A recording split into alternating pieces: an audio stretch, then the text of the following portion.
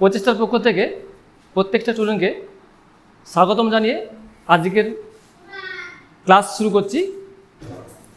বিষয় অনাক্রমতা।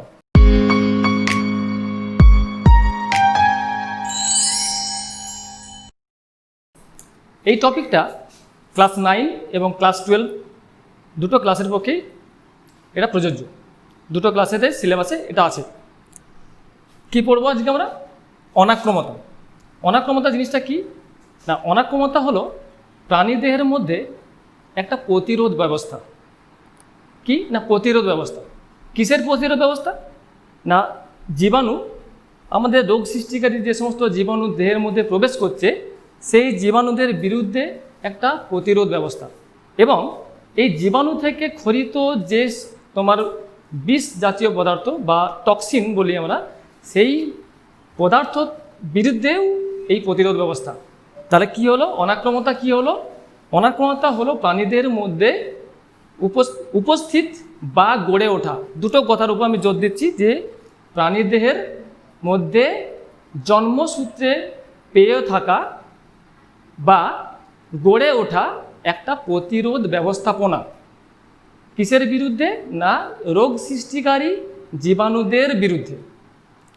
ওকে, তো তাহলে অনাক্রমতা হলো প্রাণীদের গড়ে ওঠা বা আগে জন্মসূত্রে পেয়ে থাকা রোগ সৃষ্টিকারী জীবাণুদের বিরুদ্ধে বা ওই জীবাণু থেকে খরিত পদার্থের বিরুদ্ধে যে প্রতিরোধ ব্যবস্থাপনা, তাকেই বলা হয় অনাক্রমতা।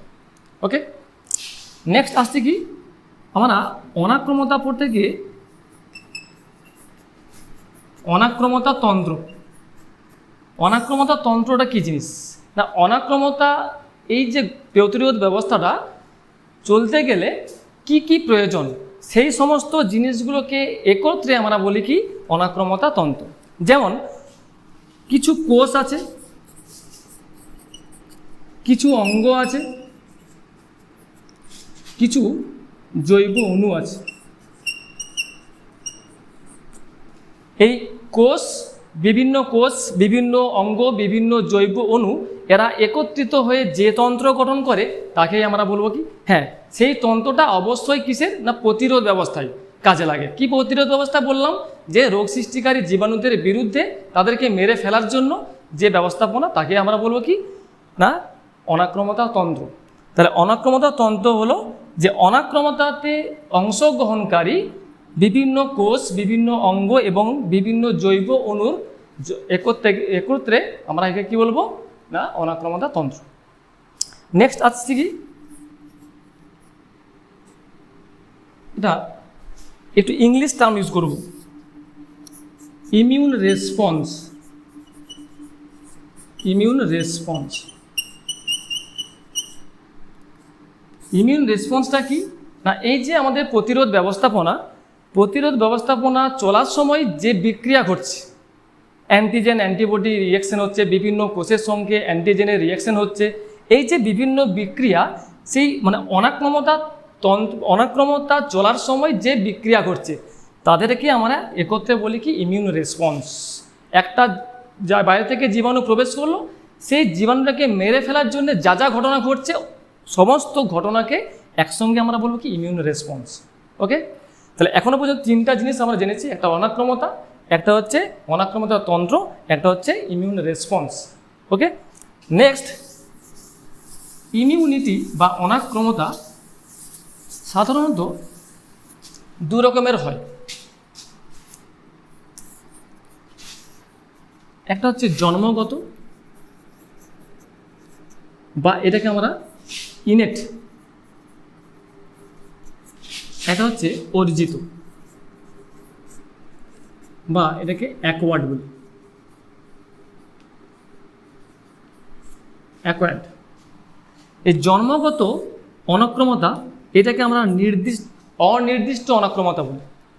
জন্মগত, এটা প্রথম হচ্ছে জন্মগত কথাটা মানে হচ্ছে, ইনেট কথাটা মানে হচ্ছে কি জন্মসূত্রে পাওয়া, যে প্রতিরোধ ব্যবস্থা আমি মায়ের কাছ থেকে জন্মসূত্রে পেয়ে এসেছি, সেইটাই হচ্ছে আমার জন্মগত অনাক্রমতা।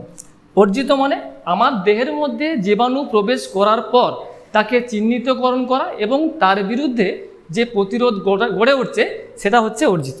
অর্জন করছে, প্রবেশের পর অর্জন করছে, তার জন্য বলছি অ্যাকোয়ার্ড বা অর্জিত।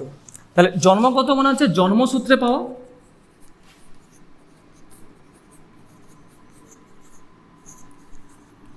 সেকেন্ড এটা হচ্ছে অনির্দিষ্ট। জন্মগত অনাক্রমতাকে আমরা অনির্দিষ্ট অনাক্রমতা বলি, অনির্দিষ্ট। কিসের জন্য, কিসের অনির্দিষ্ট না অ্যান্টিজেন অনির্দিষ্ট।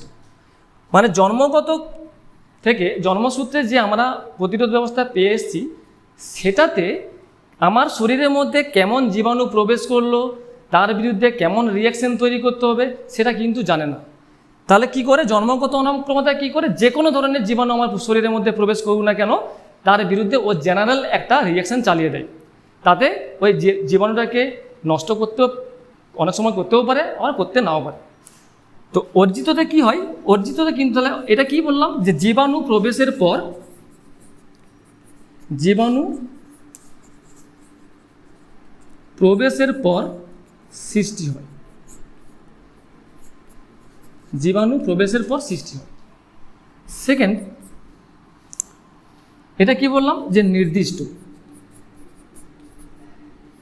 জন্মগততে বলেছি অনির্দিষ্ট, এটা বলছি নির্দিষ্ট। তাহলে জন্মগততে বললাম কি অনির্দিষ্ট, অ্যান্টিজেন অনির্দিষ্ট, মানে নন স্পেসিফিক ফর অ্যান্টিজেন। আর অর্জিততে কি অ্যান্টিজেন স্পেসিফিক, মানে এ জানে অর্জিত অনাক্রমতাতে কেমন ধরনের জীবাণু ঢুকেছে, কি ধরনের ব্যাকটেরিয়া ঢুকেছে, না ভাইরাস ঢুকেছে, না অন্য কোনো প্যাথোজেন ঢুকেছে, সেটার উপরে ভিত্তি করে কিন্তু রিয়াকশানটা সেই রকমভাবে চালাবে। ঠিক আছে, সেই রকম অ্যান্টিবডি তার পরিপ্রেক্ষিতে তার মানে নির্দিষ্ট অ্যান্টিবডি তৈরি করবে। তাহলে অর্জিত অনাক্রমতা হচ্ছে অ্যান্টিজেন নির্দিষ্ট। জন্মগত বা এটাকে সহজাতও বলি আমরা অনেক সময়, বাংলাতে সহজাতও বলে, সহজাতও বলে। তাহলে অ্যান্টিজেন অনির্দিষ্ট। থার্ড হচ্ছে যে এদের কোনো মেমোরি নেই। জন্মগত অনাক্রমতার কিন্তু কোনো মেমোরি নেই যে কেমন ধরনের অ্যান্টিজেন ঢুকেছিল, তার এগেনস্টে আমার প্রতিরোধ ব্যবস্থা তৈরি করা আছে কি না সেটা কিন্তু জানে না। তাহলে জন্মগত অনাক্রমতা কিন্তু কোনো মেমোরি নেই, কিন্তু অর্জিত অনাক্রমতাতে মেমোরি আছে। কীরকম মেমোরি বর্তমান, কীরকম না কেমন অ্যান্টিজেন ঢুকেছে। সাপোজ আমাদের দেখবে যে পক্স একবার হলে বলে যে আর পক্স হয় না, কিন্তু পক্সের জীবাণু তো সাইডে ঘুরে বেড়াচ্ছে, বা তোমার বাড়িতে অন্য কারো পক্স হয়েছে, কিন্তু দেখবে তোমার একবার যেহেতু হয়েছে আর হচ্ছে না। কেন হচ্ছে না? কারণ ওইটাই যে পক্সের জীবাণু একবার প্রবেশ করার পর এই অর্জিত অনাক্রমতা তার বিরুদ্ধে প্রতিরোধ ব্যবস্থা গড়ে তুলে রেখেছে, তার বিরুদ্ধে অ্যান্টিবডি তৈরি করে রেখেছে। শুধু অ্যান্টিবডি নয়, তার সঙ্গে পরে বলবো যে একটা কোষ তৈরি করে রাখে, তাকে আমরা বলি মেমোরি কোষ। ওই মেমোরি কোষ কিন্তু চিনে রেখেছে পক্স ভাইরাসের চেহারাটাকে।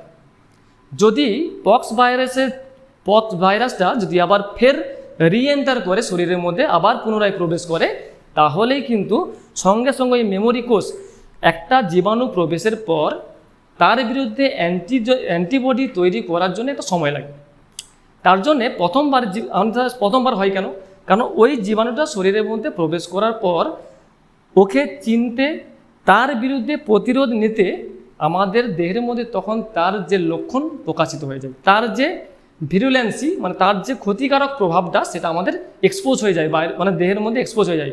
তাই বিভিন্ন ফোসকা টোসকা হয়, তাই তো, তা জ্বর টর হয়। কিন্তু দ্বিতীয়বার কিন্তু প্রবেশের সঙ্গে সঙ্গে ওই যে মেমোরি কোষ তৈরি হয়ে আছে সঙ্গে সঙ্গে কি করে না রিয়াকশন চালিয়ে দেয়, অ্যান্টিবডি তৈরি করে তাকে মেরে ফেলে। তাহলে দ্বিতীয়বার কিন্তু আর কোনো হওয়ার চান্স থাকে না। তো এই জন্যে বলছি যে এই যে মেমোরি, এই মেমোরিটা থাকে কার? অর্জিত অনাক্রমতার। কিন্তু সহজাত অনাক্রমতা মায়ের কাছ থেকে যে আমরা পেয়ে এসেছি জন্মসূত্রে, সেটাতে কিন্তু এরকম কোনো মেমোরি নেই। এরা যেমনভাবে হয়, যেমন জীবাণু এলো তার বিরুদ্ধে একটা রিয়াকশান চালিয়ে দিল, এবার সেটা কাজ করুক আর নাই করুক, আছে তো অর্জিত অনাক্রমতা। সহজাত না কাজ করলে অর্জিত কাজ করবে। নেক্সট, কোনো ডাইভার্সিটি নেই।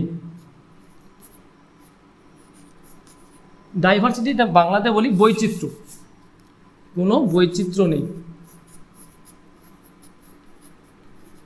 কিন্তু এটা ঠিক উল্টোটা, বৈচিত্র্য বর্তমান।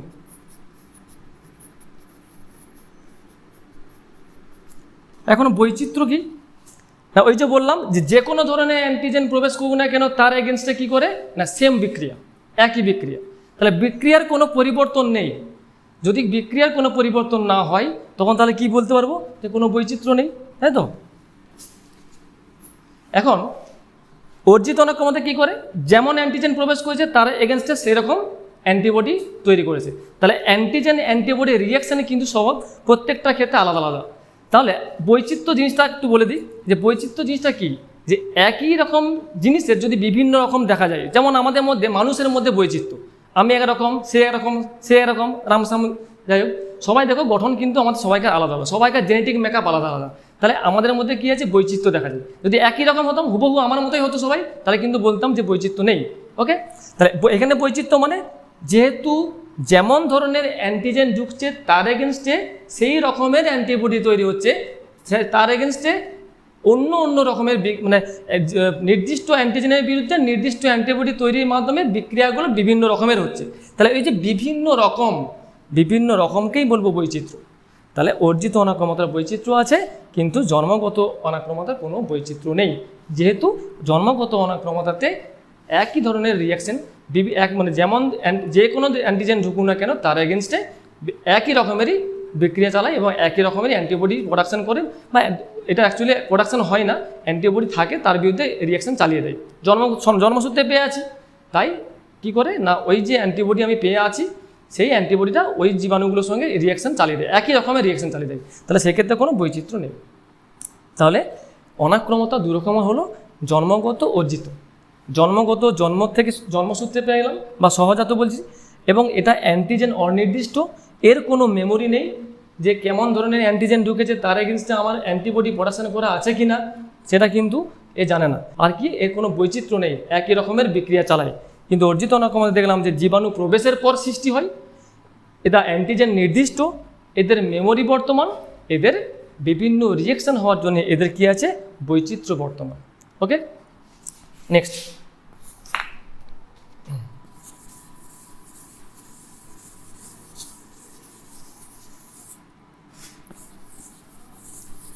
অনাক্রমতাকে আরেকটা ভিত্তিতে ভাগ করা যায়,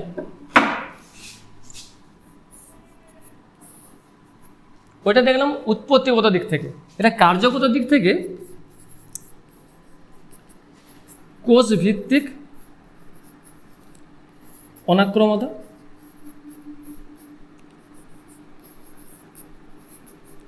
আর হচ্ছে রস ভিত্তিক।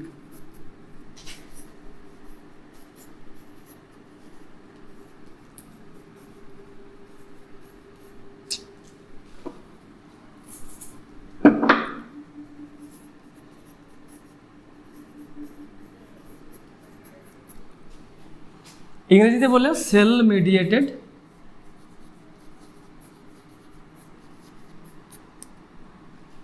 ইমিউনিটি, আর হচ্ছে হিউমোরাল ইমিউনিটি।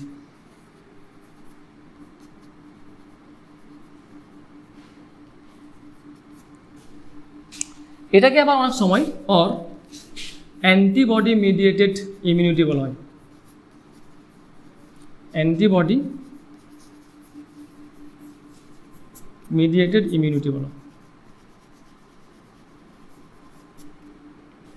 ওকে, তাহলে অনাক্রমতার দুটো রকম, একটা হচ্ছে কোষ ভিত্তিক, এটা রস ভিত্তিক।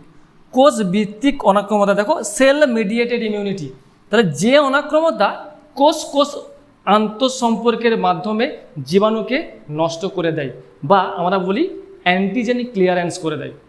যে অনাক্রমতার মাধ্যমে সেল মানে কোষ বিভিন্ন কোষ একে অপরের সঙ্গে আন্তঃসম্পর্কের মাধ্যমে যদি সরাসরি অ্যান্টিজেনগুলোকে কী করে মেরে ফেলে, ক্লিয়ার করে দেয়, নষ্ট করে দেয়, তখন তাকে আমরা বলবো কোষ ভিত্তিক। কিন্তু রস ভিত্তিক অনাক্রমতা বা অ্যান্টিবডি মিডিয়েটেড, দেখো নামটা শুনে মনে হচ্ছে অ্যান্টিবডি মিডিয়েটেড। অ্যান্টিবডিটা কি না অ্যান্টিজেনের, এটা অ্যান্টিজেন হচ্ছে যদি তোমার চোর হয়, অ্যান্টিবডি হচ্ছে পুলিশ, সেরকম এখানে অ্যান্টিজেন অ্যান্টিবডির সম্পর্ক। তাহলে অ্যান্টিজেনকে মেরে ফেলার জন্যে অস্ত্রকে অ্যান্টিবডি। তো যদি যে অনাক্রমতাতে অ্যান্টিবডি সৃষ্টির মাধ্যমে জীবাণুকে নষ্ট করে দেওয়া হয় বা নষ্ট করে দেয়, তাকে আমরা বলবো কি অ্যান্টিবডি মিডিয়েটেড ইমিউনিটি। বা এটা কেন রসভিত্তিক কেন বললাম, হিউমোরাল কেন বললাম, হিউম্যানের রস, হিউমর, ঠিক আছে। তাহলে হিউমোরাল কথাটা এই জন্যই এসছে যে অ্যান্টিবডি থাকে কোথায়, ব্লাড প্লাজমায়, রক্তের প্লাজমাতে। তাহলে প্লাজমাটা কি, একটা তরল রস, তাহলে কার রস, হিউম্যানের রস, তাই হিউমোরাল ইমিউনিটি, রস ভিত্তিক অনাক্রমতা। ওকে, তাহলে কোষভিত্তিক অনাক্রমতাতে কোনো অ্যান্টিবডির গল্প নেই, শুধুমাত্র কোষ কোষ আন্তঃসম্পর্কের ইন্টারাকশনের মাধ্যমে অ্যান্টিজেনকে ক্লিয়ার করে দেয়। কিন্তু রসভিত্তিক অনাক্রমতাতে অ্যান্টিবডি প্রোডাকশন করে, অ্যান্টিবডি প্রোডাকশন করার পর অ্যান্টিজেন অ্যান্টিবডি ইন্টারাকশন হয়, তারপর অ্যান্টিজেনকে ক্লিয়ার করে সেটাতে। তাহলে অ্যান্টিবডি যেহেতু আমার কি করলো না রক্তের প্লাজমার মধ্যে উপস্থিত থাকে, তা রক্তটা যেহেতু তরল, প্লাজমাটা যেহেতু তরল, তাই এটাকে আমরা রসভিত্তিক অনাক্রমতা বলি। ওকে, বা অ্যান্টিবডি মিডিয়েটেড অনাক্রমতা বলি। নেক্সট, এখন ওই যে বললাম অনাক্রমতা তন্ত্র পড়তে গিয়ে আমরা কি বললাম, যে কোষ, অঙ্গ আর কিছু জৈব অণু এখানে অংশগ্রহণ করে। তাহলে কি কোষ অনাক্রমতা তন্ত্রে অংশগ্রহণকারী কোষ? আমরা একটা ছোট থেকে পড়ে এসেছি যে রক্তের 3 রকমের রক্তকণিকা আছে, নট ব্লাড সেল, এটাকে আমরা রক্তকণিকা বলি। তার আরেকটা কারণ আছে, সেটা পরে বলব। এখন 3 রকমের রক্তকণিকা জানি, একটা লোহিত রক্তকণিকা, একটা হচ্ছে শ্বেত রক্তকণিকা, আর একটা হচ্ছে অনুচক্রিকা। তো ছোটোবেলায় পড়েছি শ্বেত রক্তকণিকার কাজ জীবাণু ধ্বংস করা, শুধু এক লাইন পড়ে এসেছিলাম যে রোগ জীবাণু ধ্বংস করা হচ্ছে এর কাজ। তো এখন এই যে অনাক্রমতা তন্ত্রে অংশগ্রহণকারী কোষ বলতে কোন কোষ, একদম ডাব্লিউবিসি বা শ্বেত রক্তকণিকা, ঠিক আছে। কোষ মেনলি কি ডাব্লিউবিসি বা শ্বেত রক্তকণিকা, হোয়াইট ব্লাড সেল বা শ্বেত রক্তকণিকা। তো শ্বেত রক্তকণিকা আমরা পড়ে এসেছি যে শ্বেত রক্তকণিকা 5 রকমের হয়, eosinophil, neutrophil, basophil, monocyte, lymphocyte. তো এই 5 রকমের শ্বেত রক্তকণিকার মধ্যে, তাহলে ডাব্লিউবিসির মধ্যে আমি শর্টে লিখছি এখানে,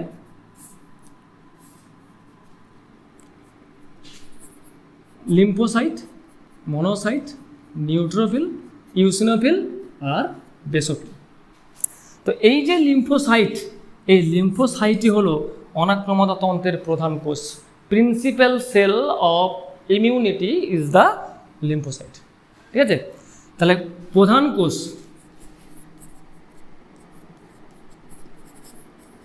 কিসের প্রধান কোষ, অনাক্রমতা তন্ত্রের প্রধান কোষ কি, লিম্ফোসাইট।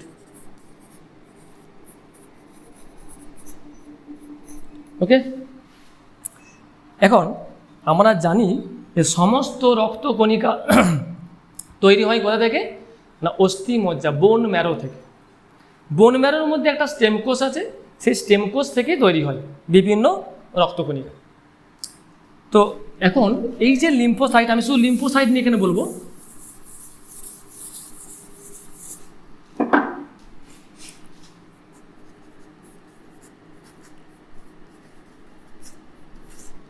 লিম্ফোসাইট উৎপত্তি হয় কোথা থেকে, লিম্ফোসাইট উৎপত্তি হয় অস্থিমজ্জা। ওকে, অস্থিমজ্জার মধ্যে একটা স্টেম কোষ আছে, স্টেম কোষ PHSC নাম, স্টেম কোষটার নাম কি, PHSC, pluripotent haematopoietic stem cell. প্লিউরিপোটেন্ট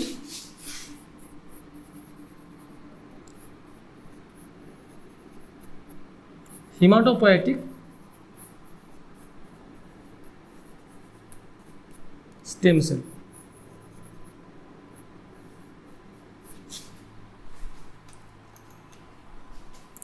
তাহলে এই যে প্লিউরিপোটেন্ট হেমাটোপয়েটিক স্টেম সেল, সেখান থেকেই কিন্তু বিভিন্ন, শুধু লিম্ফোসাইট নয়, সমস্ত আমার রক্তকণিকা উৎপত্তি লাভ করে।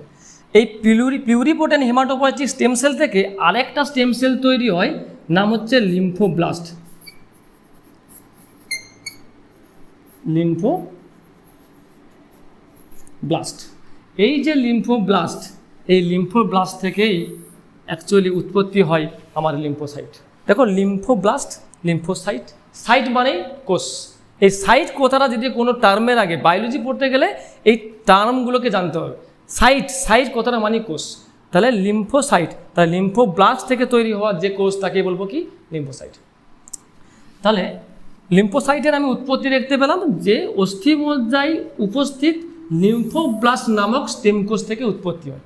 হ্যাঁ, এর উৎপত্তি এবার কোথা থেকে হয় না, প্লিউরিপোটেন্ট হিমাটোপয়েটিক স্টেম সেল, এটা হচ্ছে মূল স্টেম সেল। অস্থিমজ্জার মধ্যে উপস্থিত মূল স্টেম সেল হচ্ছে পিএইচএসসি, সেখান থেকে আবার অনেক স্টেম সেল। এটা যদি দেখো দুটো কথা আমরা জানি, প্লিউরিপোটেন্ট আর টটিপোটেন্ট, দুটি কথা আছে।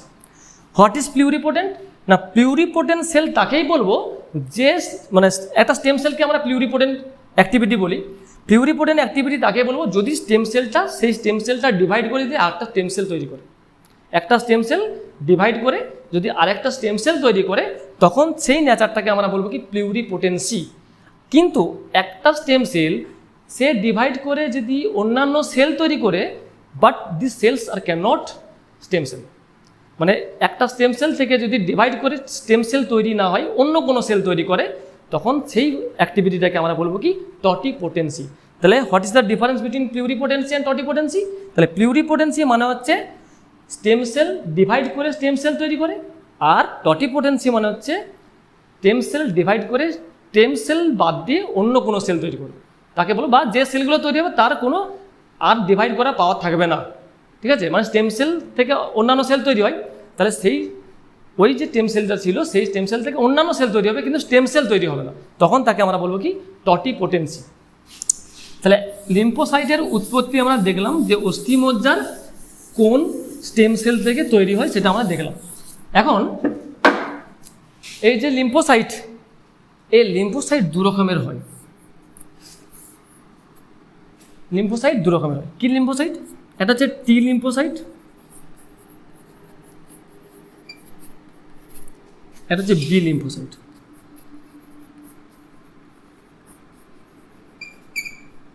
টি লিম্ফোসাইট আর বি লিম্ফোসাইট, এটা শর্টে টি কোষ বি কোষও বলা হয়। তাহলে স্যার টি লিম্ফোসাইট আর বি লিম্ফোসাইটের নামগুলো কেন এরকম হয়েছে? তাহলে বললাম যে অস্থিমজ্জাতে লিম্ফোসাইট উৎপত্তি লাভ করে। এখন এই নামকরণগুলো হয়েছে এদের পরিণতির উপর। কোথায় লিম্ফোসাইট তো উৎপত্তি হয়েছে অস্থিমজ্জার টেমকোষ হতে, কিন্তু এরা কোথায় পরিণতি ম্যাচিওর্ড হয়েছে কোথায়, সেটার উপর ভিত্তি করে এদের নামগুলো হয়েছে। দেখো টি লিম্ফোসাইট এদের কিন্তু উৎপত্তি কোথায় বললাম, অস্থিমজ্জা, পরিণতি থাইমাস,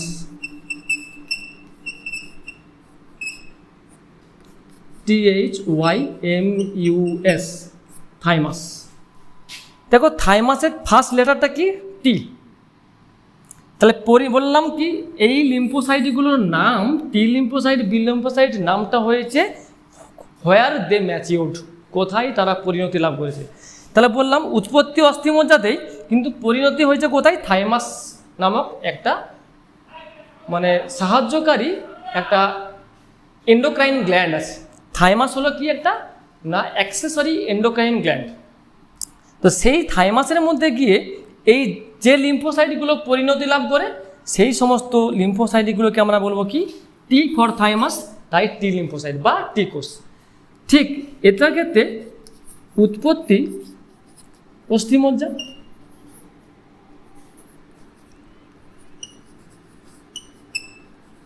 অস্থিমজ্জা, পরিণতি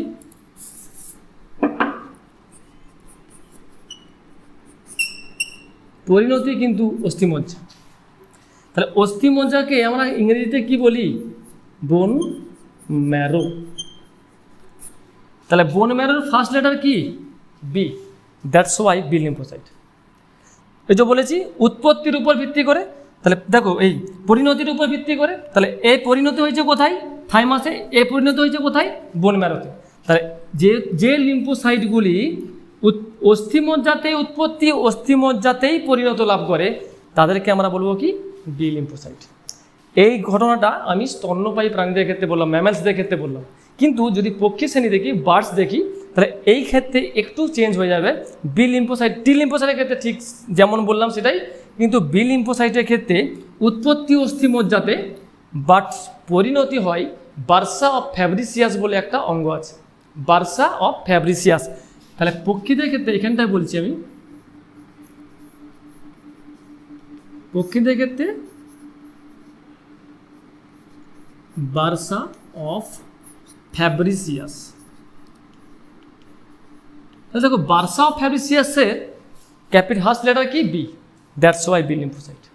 ঠিক আছে, মানে ওদের বার্সের ক্ষেত্রে উৎপত্তি কিন্তু অস্থিমজ্জাতে, কিন্তু পরিণতি হয় কোথায়? বার্সা অফ ফ্যাব্রিসিয়াস নামক একটা অঙ্গ আছে, থাকে কোথায়? ওই যে ইউরোপাইজাম আছে লেজ, লেজের ঠিক নিচের অংশটা, যেখান থেকে লেজ বেরিয়েছে তার যে আমাদের নিচের অংশটা, সেই নিচের অংশের মধ্যে একটা অঙ্গ আছে, তার নাম বার্সা অফ ফ্যাব্রিসিয়াস। এই বার্সা অফ ফ্যাব্রিসিয়াসের মধ্যে তাহলে যে লিম্ফোসাইট ম্যাচিওর্ড মানে পরিণতি লাভ করে তাদেরকে বলবো কি? B lymphocyte. এটা পাখিদের ক্ষেত্রে, কিন্তু স্তন্যপায়ীদের ক্ষেত্রে দেখলাম উৎপত্তি পরিণতি দুটোই কিন্তু বোন ম্যারো বা অস্থিমজ্জার মধ্যে বলেই ফার্স্ট লেটার যেহেতু বোন ম্যারোর বি, তাই এখানে বি লিম্ফোসাইট। ওকে, এখন এটা উৎপত্তি পরিণতি দেখলাম। এই বি লিম্ফোসাইট আর টি লিম্ফোসাইটের যদি আমরা গঠন দেখি একটু, যে টি লিম্ফোসাইট, এখন টি লিম্ফোসাইট নিয়ে বলছি। টি লিম্ফোসাইটের যদি গঠন দেখি, এটা লিম্ফোসাইট, এটা হচ্ছে লিম্ফোসাইট। এই টি লিম্ফোসাইটের একটা গ্রাহক থাকে, এটা হচ্ছে রিসেপ্টর বা গ্রাহক বলি। একে কি বলি আমরা? T C R, T cell receptor, T cell receptor. এই টিসিআর ছাড়াও এর সঙ্গে কিছু সেল সারফেস মলিকিউল থাকে বা মার্কারও থাকে। সেল সারফেস মলিকিউল বলতে পারি বা মার্কার। এগুলো কি? সেলের সারফেসে আছে, তাই সেল সারফেস মলিকিউল। ঠিক আছে, এটা গেল টি লিম্ফোসাইটের গঠনটা দেখলাম। যদি বি লিম্ফোসাইটের গঠন দেখি, এটা কম্পেয়ার করবো, তাই এখানে লিখছি বি লিম্ফোসাইট।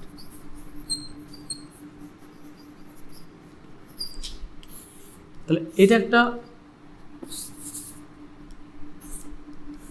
একটা লিম্ফোসাইট।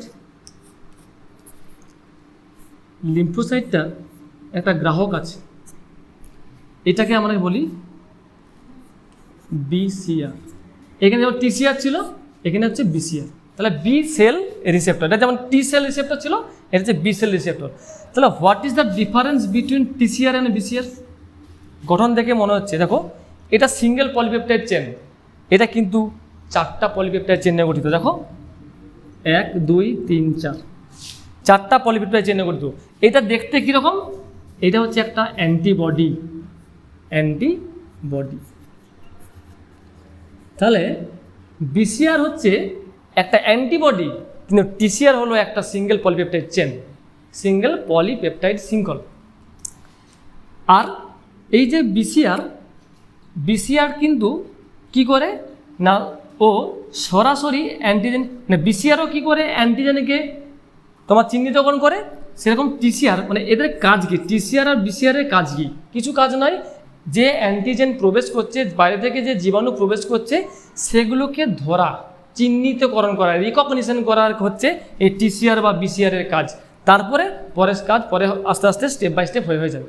তাহলে এখন টি সেল বি সেলের যে টিসিআর রয়েছে, রিসেপ্টরগুলো রয়েছে, রিসেপ্টরগুলো কাজে, রিসেপ্টর মানে গ্রাহক, গ্রাহক মানে কি? গ্রহণ করে, কিছু গ্রহণ করে। কি গ্রহণ করে না? অ্যান্টিজেনের কোনো অংশকে বা অ্যান্টিজেনকে গ্রহণ করে, তার ফলে কী করে?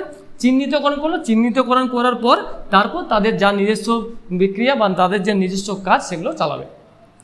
তাহলে টি লিম্ফোসাইট আর বি লিম্ফোসাইটের একটা পার্থক্য দেখলাম, যে টি লিম্ফোসাইটের রিসেপ্টরকে আমরা টিসিআর বলি, বি লিম্ফোসাইটের রিসেপ্টরকে বিসিআর বলি। টিসিআর হলো একটা সিঙ্গেল পলিপেপটাইড শৃঙ্খল, বিসিআর হলো একটা অ্যান্টিবডি যা 4টা পলিপেপটাইড শৃঙ্খল নিয়ে গঠিত। এখন এই টি লিম্ফোসাইট এর ভাগ, টি লিম্ফোসাইট সাধারণত 4 রকমের হয়।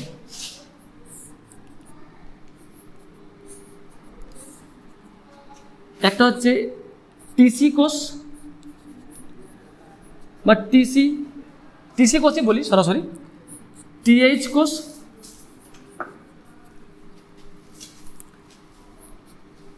টিএম কোষ আর টিএস কোষ। ওকে, তাহলে কি বললাম, টি লিম্ফোসাইট ক রকমের, 4 রকমের। দেখো টিসি কোষ, টিএইচ কোষ, টিএম কোষ, টিএস কোষ। এখন টিসি কোষ এর পুরো নাম সাইটোটক্সিক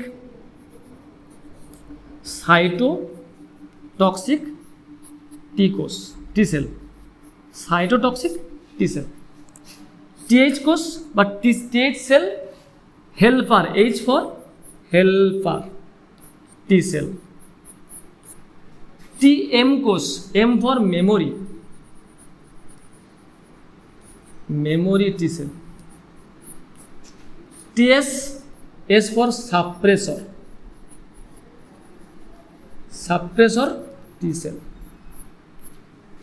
ওকে, সাপ্রেসর টি সেল। তাহলে দেখো বললাম যে টি লিম্ফোসাইট 4 রকমের, একটা হচ্ছে TC cell, TH cell, TM cell, TS cell. TC cell, C for cytotoxic cell, cytotoxic T cell. এখন স্যার সাইটোটক্সিক কেন?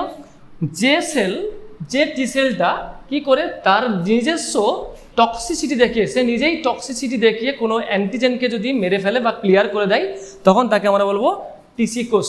C for cytotoxic. দেখো সাইটো কথাটা মানে হচ্ছে কি, সেল। তাহলে যে সেল টক্সিসিটি দেখিয়ে অ্যান্টিজেনকে মেরে ফেলে, যে টি সেল, দেখো সাইটো কথাটা মানে সেল, তাহলে যে টি সেল তার নিজস্ব টক্সিসিটি দেখিয়ে অ্যান্টিজেনকে ক্লিয়ার করে দেয়, মেরে ফেলে, তাকে বলবো টিসি কোষ। এখন হেল্পার টি কোষ, এইচ ফর হেল্পার। হেল্পার মানে কি, কাউকে হেল্প করা। তাহলে যে টি কোষ, এটা তো একটা টি কোষ, যে টি কোষ অন্য কোনো কোষকে হেল্প করবে তাকে কি বলবো, হেল্পার টি কোষ। তাহলে এই টিএইচ কোষ কি করে আরও যে অন্যান্য সেল আছে তাদেরকে কি করে হেল্প করে। টিএম কোষ, M for memory T cell. তাহলে যে টি সেল কি করে মেমোরিটাকে কনজার্ভ করে রাখে, মেমোরিটাকে ধরে রাখে। কি মেমোরি না, which types of antigen is enter and against them what types of antibody is produced. মানে কী ধরনের অ্যান্টিজেন ঢুকেছে, তার এগেনস্টে আমার অ্যান্টিবডি তৈরি করা আছে কি না, সেটা কিন্তু এই মেমোরি সেল কি করে কনজার্ভ করে রাখে, মেমোরিটা কনজার্ভ করে রাখে। যদি ওই সেম অ্যান্টিজেন ফার্দার রিএন্টার করে within the body of animal, তখন কি করবে না, এই মেমোরি সেল কি করে না, সঙ্গে সঙ্গে অ্যান্টিবডি প্রোডাকশন করে তার বিরুদ্ধে রিয়াকশন চালিয়ে দেয়। তার ফলে খুব কুইক রেসপন্স দেয়, এটাকে বলি আমরা সেকেন্ডারি ইমিউন রেসপন্স। পরে আস্তে আস্তে বলবো। তো মেমোরি সেল কী করলো, তাহলে ওই মেমোরিটা কনজার্ভ ছিল বলেই অ্যান্টিজেনটা যখন রিএন্টার করার পর কি করে না, সঙ্গে সঙ্গে মেমোরি সেল চিহ্নিতকরণ করার পরেই সঙ্গে সঙ্গে অ্যান্টিবডি প্রোডাকশন করে দিল। আর অ্যান্টিবডি প্রোডাকশন করে দেওয়া মানেই অ্যান্টিবডি ইন্টারাকশনের মাধ্যমে অ্যান্টিজেনটাকে ক্লিয়ার করে দিল। তাহলে ওই অ্যান্টিজেন আর আমার শরীরে বা প্রাণীদের শরীরে আর ক্ষতি করতে পারলো না। নেক্সট টিএস কোষ, এস ফর সাপ্রেসর, বাধা দেয়। তাহলে যে টি সেল কী করে বাধা দেয়, কী বাধা দেয় না, when the sufficient antibody are produced for the clearance of antigen. মানে অ্যান্টিজেন যে আমার দেহের মধ্যে ঢুকেছে তাকে ক্লিয়ার করার জন্যে, তাকে মেরে ফেলার জন্যে যখন সাফিসিয়েন্ট অ্যামাউন্ট অ্যান্টিবডি প্রোডাকশন করে দিল, তার জন্য আলাদা সেল আছে। করে দেওয়ার পর তো আমার তো আর এক্সেস অ্যান্টিবডি প্রোডাকশন করে লাভ নেই। কেন? কারণ আমার যত অ্যান্টিবডি প্রোডাকশন করব তত আমার কি এনার্জি লস, তাই তো। আমি যতটুকু কথা বলার ততটুকু বলবো, তার বেশি কথা বলা মানে আমার নিজের এনার্জি লস, পরিশ্রম হবে। তাই সেখানেও তাই, যখন অনাক্রমতা তন্ত্রে সাফিসিয়েন্ট অ্যান্টিবডি প্রোডাকশন হয়ে যায়, যে অ্যান্টিজেন ঢুকেছে তার বিরুদ্ধে তাকে মেরে ফেলার জন্য সাফিসিয়েন্ট অ্যান্টিবডি তৈরি হয়ে যায়, তখন টিএস কোষ সিগন্যাল পাঠায় এবং সিগন্যাল পাঠিয়ে ওই সেলকে বলবে যার অ্যান্টিবডি প্রোডাকশন করার দরকার নেই, তখন অ্যান্টিবডি প্রোডাকশনটা স্টপ করে দেয়। তাহলে যে টি কোষ কী করে না, অ্যান্টিবডি প্রোডাকশনটাকে স্টপ করে দেয়, মানে অনাক্রমতার যে রিয়াকশান, সেই রিয়াকশানটাকে স্টপ করে দেয়, সাপ্রেস করে দেয়। তার জন্য এখানে নামটা এসেছে সাপ্রেসর টিসি। তাহলে টি লিম্ফোসাইট 4 রকমের বোঝা গেল, টিসি কোষ, টিএইচ কোষ, টিএম কোষ, টিএস কোষ। নেক্সট আমরা টি লিম্ফোসাইটের ভাগ দিলাম যে টি লিম্ফোসাইট 4 রকমের হয়। সেরকম বি লিম্ফোসাইটের আমরা টাইপস দেখব। বি লিম্ফোসাইট দু রকমের হয়, একটা হচ্ছে plasma B cell, plasma B কোষ, এটা হচ্ছে মেমোরি বি কোষ।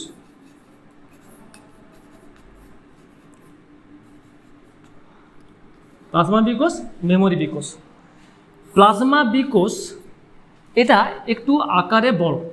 এই প্লাজমা বি কোষের গঠন দেখায় এরকম, নিউক্লিয়াস, এটা গলগি বডি, এরকম এন্ডোপ্লাজম জালিকা। কিন্তু মেমোরি বি কোষ যেমন বি কোষের গঠন দেখেছিলাম সেরকম, এটা হচ্ছে মেমোরি বি কোষ। প্লাজমা বি কোষটা কিন্তু বড় হয়ে যায়। এই প্লাজমা বি কোষের কাজ অ্যান্টিবডি তৈরি করে। প্লাজমা বি কোষের কাজ কি? অ্যান্টিবডি তৈরি করে। মেমোরি বি কোষের কি কাজ?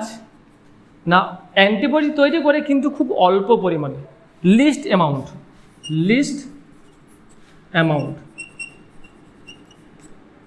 Antibody production.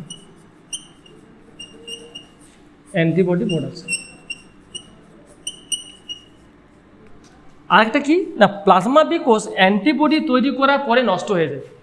তাহলে প্লাজমা বি কোষের লাইফ স্প্যান বা জীবনকাল যেটা বলি আমরা খুব ছোট্ট। ও কী করে অ্যান্টিবডি তৈরি করে দিল, তারপরে নষ্ট হয়ে গেল। মেমোরি বি কোষ কিন্তু এর লাইফ স্প্যান খুব লং। ওই যে বললাম মেমোরি কনজার্ভ করে রাখে দীর্ঘদিন। একবার পক্স হয়েছে 2 বছর পরেও কিন্তু পক্স হচ্ছে না, ওই দেখো মেমোরি বি কোষ আছে বলেই। তাহলে মেমোরি বি কোষ কিন্তু 2 বছর ধরে টিকে থাকছে, বেঁচে থাকছে। তাহলে এর যে লাইফ স্প্যান বলছি আমরা বা জীবনকাল, লাইফ স্প্যানটা কি লং। কিন্তু এই প্লাজমা বি কোষের লাইফ স্প্যান কিন্তু খুব শর্ট। কেন শর্ট বললাম? যে এরা অ্যান্টিবডি প্রোডাকশন করে দেওয়ার পরেই নষ্ট হয়। ঠিক আছে, that's all about cells of immune system. মানে আমরা কোষ নিয়ে আলোচনা করছিলাম যে অনেক ক্ষমতাতন্ত্রে অংশগ্রহণকারী কোষ কী কী। ঠিক আছে, তার মধ্যে মূল কোষ হচ্ছে লিম্ফোসাইট। সেই লিম্ফোসাইট সম্পর্কিত আমাদের এখানে আজকের ক্লাসে শেষ। নেক্সট ক্লাসে বাকি যে অন্য কোষগুলো আছে সেগুলো নিয়ে আলোচনা করব। Thank you.